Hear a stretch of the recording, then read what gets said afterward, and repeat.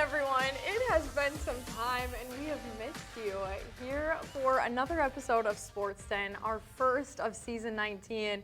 And JW Cox, I've missed you. You it's too, been quite Blythe. a while. I mean, yeah, you say it's been some time. It definitely has, but good to have fall season back. We got to do some games last week, and we got highlights and everything. It's a whole real show. Yeah, exactly, right? The fall. I mean, it doesn't feel quite like No, fall, but we not have had some spring-like weather. Exactly. Man, rain, so many days. Not enough to get the sweatshirts out just yet, but that will come soon. Thank And by the goodness. end of it, we'll be freezing, right? We'll Yeah, be I know. at some football stadium, stamping our feet to stay warm. But it was the other kind of football that got us started this year, as it usually does, and that was soccer. We had some games on the airwaves, and that's where we'll start, Blythe. Yeah, let's kick it off here with boys and girls soccer. Heading to the Bengal Stadium in a doubleheader on Saturday. The Cougars traveling, and the guys, they kicked us off first. This one coming, Galupa sends it on over. Sergio's passing this one, crossing it to the header of Babish, finding the goal early for the Cougars. They go up 1-0, but what a header that was by Babish. Can the Bengals answer? Moore streaking up the field, taking a step, and slots this one to the right corner. Both number 10s on each side fired up and ready for this game. Tied up 1-1 is our score now. The Bengals, they want some more, and they do find him right in the middle of the field. He pops that one up. Sherian able to struggle with the keeper and allowing Moore to score yet another goal. This is the go-ahead goal. As you look at the time, though, ticking down just under now 30 seconds in this game. Moore, let's take a look at this again. Popped up, Sherian fights for it, and Moore is right there to put it into the net. Again, bang! Moore finds it. The go-ahead goal with just about 30 seconds remaining in the game. That's a tough one if you're a Cougar fan, but the Bengals certainly had the thriller. What a game, what a finish. Great stuff for that rivalry. And now it's the ladies' turn. In this doubleheader on Saturday, again, the Cougars having to travel to Bengal Stadium. Get to see them both in their second game of the season. Allis fighting, able to get the ball, gonna take some space up the field, slotting this one over to Strating, streaking down this left side, gets the cross off to find Malia Bilby into the back of the net. Bilby getting the first goal on the board, 1-0 Cougars. Pascarella trying to find a breakaway of her own, but Met able to get the fingertips on this one. Cougars continue to push ahead. Boardson finding that left corner for the third goal of the game. Cougars continue to forge ahead. Boardson sending this one up off the fingertips into the crossbar, and a goal by Frost into the right side. Cougars now up 4-0, and the game ends up having to be over early because of a storm coming on. And yeah, it was a crazy game, especially when you have all of those goals by the Cougars, but they were quite evenly matched. They definitely saw some, forge and some positive notes from the Bengals, but the score did not reflect that, JW. I just love the skill. I mean, you could even see that, like you said, it didn't turn out to goals for the Bengals, but it's clearly on display with these two teams and these two programs. They continue to just raise the bar. I didn't tell you this before the show, Blythe, but I've got a young soccer player now who just started her first 5-year-old soccer season this last couple of weeks. I'm going to show her clips of Bengals Cougars soccer games over the years, because that's a good place to start, right? Those have been some good high quality games. You'll have to even go back and look at some of the footage from Kaya Harper's days too. Exactly. That'll be good. Those are gold role models to look up to, certainly. We got to see the Centennial Cougars girls again in action. They were 1-0, or they were 2-0 after that win. How'd they get to 1-0, you ask? Well, that was a win over the Coon Rapids Cardinals on the opening day of the regular season back last Thursday. They were at home at Centennial taking on Coon Rapids. Yeah, we saw Lauren Allis. She's tough to be stopped. Gets by two defenders, third comes up, still had enough on it, pops it home for a 1-0 Cougar lead late in the first half. Lauren Allis, That's what she does. That's what she's done throughout her entire career. Addison Van Zee up ahead and quickly off the right foot. Beats the keeper to the right and gets the score. And it's 2-0 Cougars. Looking a lot like that Bengal highlight would in the Wayback Machine now. And again, Sarah Strating straight down the field to the heart of the Coon Rapids defense and just under the crossbar for a 3-0 lead. We saw Lauren Ollis in the open field. Can't stop that. You definitely can't stop her on a free kick situation. Here she goes, set piece. Yeah, can't stop it, can't contain it. 4-0 Cougars. She's done that at higher levels than that with bigger pressure moments, and she gets that one done in game 1 of the season. 4-0 Coon Rapids, trying to get some of that positivity Blythe was talking about that the Bengals were unable to get in the form of a goal, and they would do it.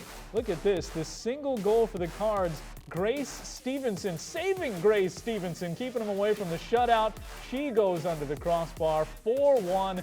Cougars hang on to that victory. That made them 1-0, and they got that rivalry win the following week against their rival Bengals. They're now 2-0 on the season. As you take a look at the girls' side of the soccer ledger, 2 games in the books, 2 wins for the Centennial Cougars, so off to the best start. They will tackle Anoka tomorrow. Spring Lake Park, couple of losses out of the gates. They get Osseo tomorrow. That's on Tuesday. You could be watching this anytime throughout the week here on Sports Den. But Bengals 1-1 in their first 2 with that loss to their rivals. They'll try to get right again against Andover and Maple Grove this week. And as far as our boys, taking a look at Blaine, they are going to be taking on Andover tomorrow and Maple Grove on the 2nd. They're going to have to travel there to Maple Grove, though, for that second away game. Centennial going to have their next game versus Anoka, also traveling for that next one after that to Tino Grace on the 2nd. And Spring Lake Park getting that first win and then having to play Osseo and Champlain Park, both home games though, so they'll get to have that working for them in the games to come. Spring Lake Park boys team, that could be a team to watch. We saw them do some good things last year, and hopefully be able to bring some players back again. And hope springs eternal here in the fall, even though it's fall at this point. The season that actually gets started before everybody else every year, that's tennis. Yes. And we had some of that too last week, Blaine. As we head to the courts, let's hit a few aces. Let's do it. This time, Bengals traveling to take on Centennial at home. We're looking at first doubles, and this is Miller for the Bengals, and Shivey letting it go, getting that point. Bengals doing well, quite well early. We see them up 3-1 in this first set. Getting it over the net, dropping in, and the Cougars unable to return that, and they go up. We see the score tied now 5-5 in this first set. But as the Cougars start to gain some momentum, 6-5 now, we look at this, and an unreturnable hit there by the Cougars, putting that victory. We see 7-5, that score of the first set, and the Cougars continue to forge ahead. That one lofted right over Miller, and she wasn't quite able to get there. This ball continues to go back and forth, fighting. However, Miller can't quite get that one over the net.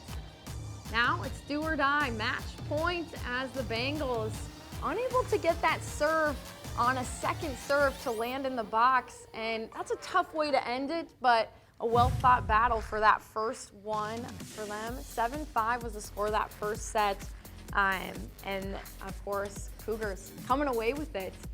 We look at the tennis schedules. Blaine having that next one. Osseo is traveling to them, and then they'll have to travel to Anoka on the 1st. Centennial having that next one versus Park Center at home, and then on the 1st, Stillwater. Coon Rapids is who Spring Lake Park will be taking on, and they'll have to travel to them, and then to Tino Grace on the 2nd. Take a look at football. It's coming right up. Some 0-week games around the state, but everything gets started here in the North Metro this coming Friday. Blaine is at Wyatt Bear Lake. Centennial is at Stillwater. Spring Lake Park at Cretin-Durham Hall. And look at it. 3 more road games the next week for our teams as well, which is a little bit of a bummer from our coverage standpoint, but we'll be ready to go on the 17th of September when all 3 of our teams are back home again against Champlain Park, Patino, and Chanhassen, respectively. Now let's take a look at volleyball. Blaine gonna take on Armstrong on the 2nd at home. Chisago Lakes will be the one after that, but that's not till the 7th. Centennial getting that first win versus Hopkins. They played Woodbury, did lose, but they'll have the opportunity to get back on the winning side versus Mounds View. And Spring Lake Park, they take on Roseville on the 31st, and then Mounds View on the 2nd. Girls swimming and diving, which we will have on these airwaves for North Metro TV. We'll get to where you can find the schedules coming up in just a moment. Blaine starts it off with Osseo this week, Centennial, Anoka, both those home pool matches, meets, let's call them more appropriately. Spring Lake Park travels to Champlain Park. They get their first home meet against Andover the following week. Maple Grove and Rogers on the road in the coming days for Blaine and Centennial. Circle some of those rivalries that you see there. Blaine taking on Spring Lake Park on the 16th as well. That'll be a big one, certainly, for our teams as well. Blythe, I want to go back to that tennis matchup. First, we'll do this upcoming coverage. We'll get to this. We'll tease it there. This is what we've got. We told you we'd show you how you could find it. All games right there, northmetrotv.com for the full coverage schedule. We've got volleyball coming up this week, Roseville at Spring Lake Park. Girls swim and dive, as promised, Anoka at Centennial. More volleyball. No football this week, because as mentioned, you have to look all the way down to the 17th before one of our team plays at home. We'll have Tatina Grace at Centennial. So check that out. YouTube, your local channels for North Metro TV. And northmetrotv.com is the site to find all of that information out. So for the tennis, I know they lost. Miller and Scheibe did, the Blaine Bengals there. But their celebration handshake game with the little foot kick. We need one of those. Yeah, we definitely do. We'll work on that as the season goes. But that was on point. That had to be fun to watch, too. You got to love that. The camaraderie is at a high level already at the beginning part of the season. Yeah, that's what the coaches were telling me on both sets of them.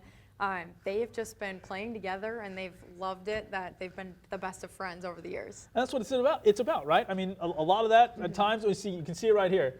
Yeah. They'll get to, well, it's the Blaine play, so it was just before that, I think. So they're trying to roll it live for us, which, I mean, hats off, because we just threw that on them. But that's the fun part, right? These kids are just getting back out and getting to play with their teams, you know, in what will feel like a more normal year.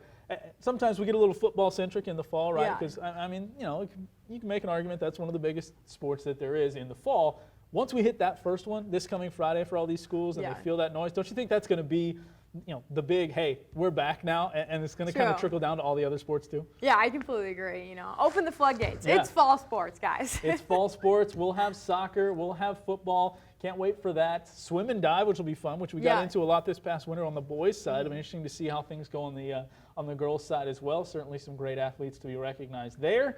And we will always be here on Mondays. Yeah. Most Mondays. Yeah. One or the two of us, maybe both, maybe one of us.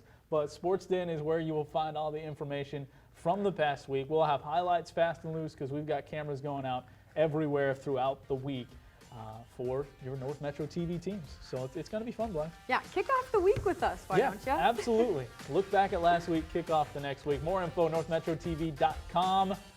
Remember, as always, go out and support your teams. Go Bengals. Go Cougars. And go Panthers. Bye, everybody.